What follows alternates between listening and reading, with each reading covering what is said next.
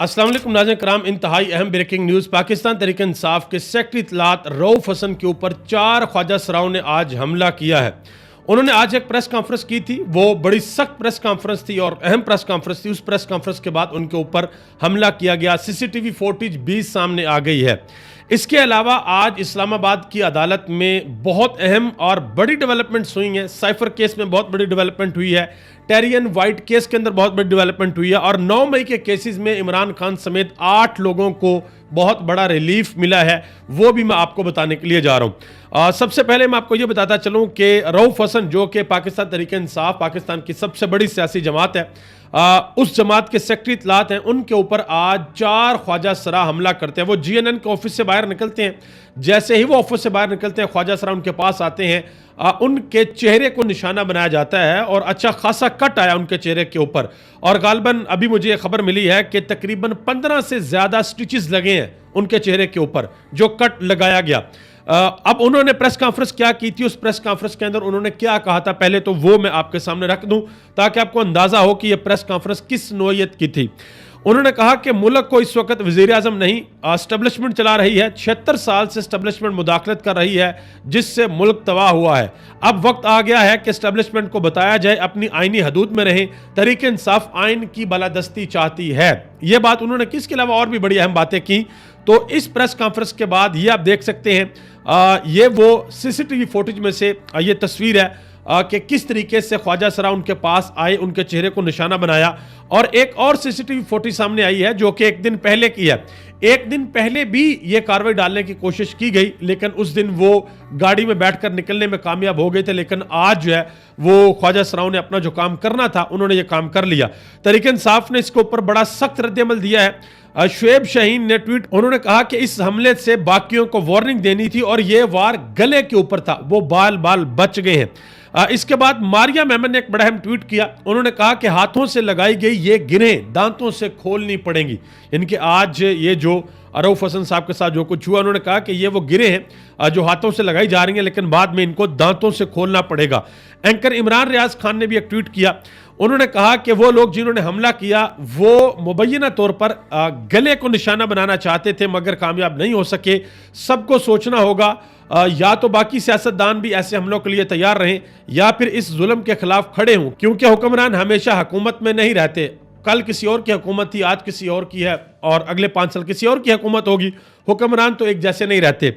इमरान खान ने भी जेल से आज एक बड़ा अहम पैगाम दिया है। उन्होंने कहा कि मुझे अल्लाह पर यकीन है और यह यकीन है कि इंशाअल्लाह हम जल्द आएंगे और हम ही इस मुल्क के बिगड़े निज़ाम को बदलेंगे।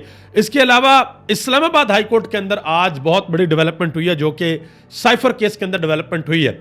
उसमें क्या हुआ है, जो FIA के प्रोसिक्यूटर हैं हामिद अली शाह, उन्होंने आज एक बहुत बड़ी बात तस्लीम कर ली है। जब अदालत के अंदर बार बार ये पूछा जाता है कि भाई साइफर है कहाँ पे और साइफर का मतन क्या है, तो उन्होंने कहा जी साइफर का मतन वही है जो इमरान खान साहब बताते हैं, जो इमरान खान साहब ने अपनी तकरीरों के अंदर कहा है, वही साइफर का मतन है।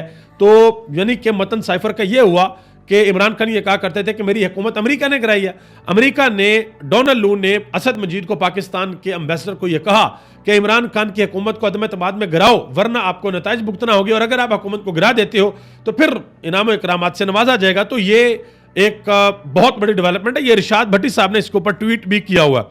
इसके अलावा ये साकिब बशीर साहब बड़े सीनियर कोर्ट रिपोर्टर हैं और ये वही कोर्ट रिपोर्टर हैं जिनकी तस्वीर इमरान खान के साथ वायरल हुई, जो अभी हाल ही में इमरान खान सुप्रीम कोर्ट के अंदर आए थे नैब तरमीम केस में। तो इनकी तस्वीर भी इमरान खान के साथ देखी जा सकती है। लैपटॉप पे इमरान खान की तस्वीर थी और साथ इनकी तस्वीर भी थी।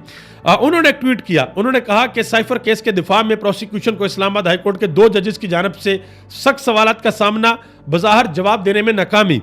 सवालत क्या पूछे गए कि क्या पाकिस्तानी सफारत खाने के सरबराह को कैपिटल हिल में बुलाया गया था। सफारती तल्कात में तो यह पहला कदम होता है, क्या आप अमेरिका की तरफ से तल्कात खराब होने का बयान दे रहे हैं। फिर चीफ जस्टिस ने सवाल पूछा कि कहां है कि अमेरिका के साथ तल्कात खराब हो गए हैं। एक खतून के व्हाट्सएप मैसेज के अलावा आपके पास क्या है। क्या अमेरिका ने वीजे बंद कर दिए, तलबा के दाखिले बंद कर दिए, क्या तजारत बंद कर दी, क्या ऐसा कुछ है। ये सवाल आज पूछे गए हैं। कल तक के लिए समात को मुलतवी किया गया है, कल दोबारा समात होगी। इसके अलावा दूसरी बड़ी ब्रेकिंग न्यूज जो इस्लामाबाद हाईकोर्ट से थी वो ये थी कि इमरान खान के खिलाफ जो टेरियन केस था उसकी आज समात हुई और 3 जजेस के लार्जर बेंच ने उस केस को नाकाबिले समात करार दे दिया है। तो जिन लोगों की ख्वाहिश थी, जो लोग ये सोचते थे कि इस केस में इमरान खान नाअहल हो जाएंगे, तो उन लोगों की ख्वाहिश अधूरी रह गई है।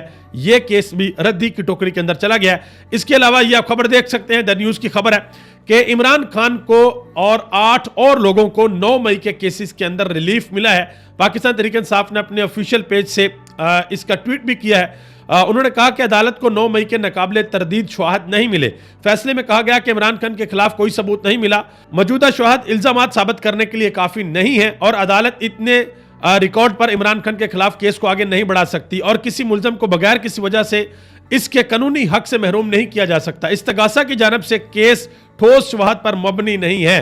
ये सारी की सारी डिटेल उन्होंने लिखी और इमरान खान समेत 8 लोगों को रिलीफ मिला है।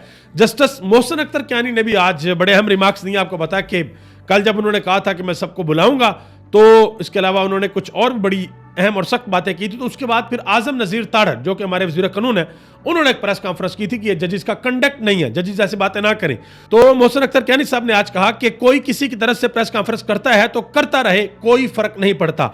उन्होंने कहा कि एजेंसियों के काम पर एतराज नहीं, एतराज मावराए कानून काम करने पर है। इल्ज़ाम है कि बहुत से लोग एजेंसियों की तहवील में होते हैं, वो खाते पीते भी होंगे, क्या खर्च सरकारी खजाने पे आता है? एजेंसियों के फंड का कोई सालाना ऑडिट भी होता है? ये उन्होंने सवाल पूछा। इसके बाद आखिर में एक और बड़ी अहम खबर है जी। वो खबर ये आपको बता कि गंदम स्कैंडल पूरे मुल्क के अंदर फैल गया था कि गंदम स्कैंडल हुआ है, तो उसमें क्लीन चिट दे दी गई है। शहबाज शरीफ की हुकूमत ने निगरान हुकूमत के अंदर कुछ अफसरान को मुअत्तल कर दिया है और यह केस भी एक किस्म का आप क्लोज समझे। 4 अफसरान हैं जिनको मुअत्तल किया गया है। आप सबका बहुत बहुत शुक्रिया। पाकिस्तान जिंदाबाद, पाकिस्तान के अवाम और पाकिस्तान के इदारे पाइंदाबाद।